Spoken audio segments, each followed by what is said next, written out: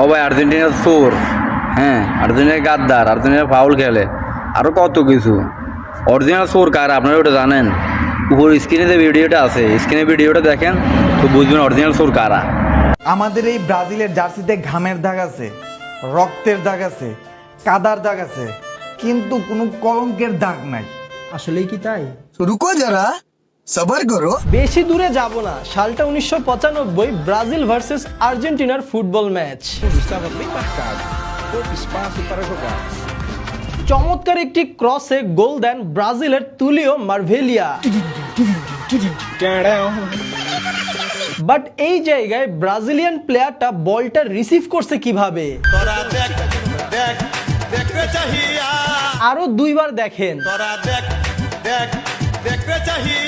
হাত দিয়ে বলটি থামিয়ে তারপর দিয়ে দিল চমৎকার গোল।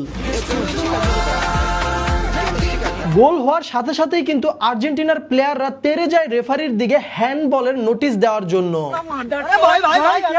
কিন্তু রেফারি হ্যান্ডবলে কোনো পাত্তা না দিয়ে উল্টা আরো সাফাই গাইল যে ব্রাজিলিয়ান প্লেয়ার তার বুকের মাধ্যমে বলটা রিসিভ করছে। अच्छा है मैं अंधा हूँ। এখন কিন্তু রেফারি অনেক ভালো, সবকিছু fair. Happy very happy. No cheating no cheating. আর হাত দিয়ে তো গোল দেয় শুধুমাত্র ম্যারাডোনা। যাই হোক, এই গোলটির কারণে সেই 1995 সালের ম্যাচটিতে ব্রাজিল জিতে যায়, কারণ ব্রাজিলের জার্সিতে কোনো কলঙ্কের দাগ নাই।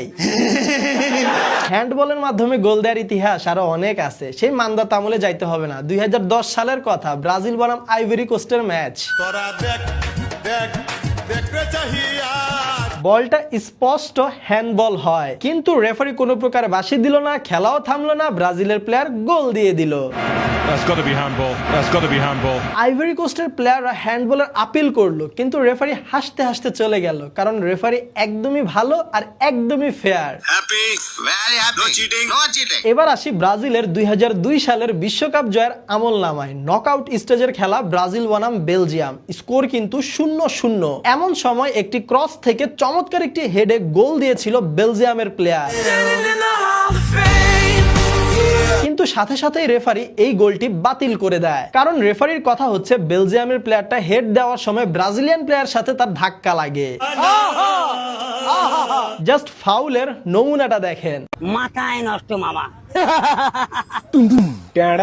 মাথা নষ্ট ফাউল আর গোলটি বাতিল, আর এই গোল বাতিল করে দেওয়ায় জিতে যায় ব্রাজিল। আমার মা বুঝে দিচ্ছে, এ ভাইস্তা আমার মা বুঝে দিচ্ছে। এখানে কিন্তু রেফারি খুবই ভালো, একদমই ফেয়ার ম্যাচ হয়েছে, কারণ ব্রাজিলের জার্সিতে কোনো কলঙ্কের দাগ নাই। আবারও বলি 2002 সালের বিশ্বকাপের কথা।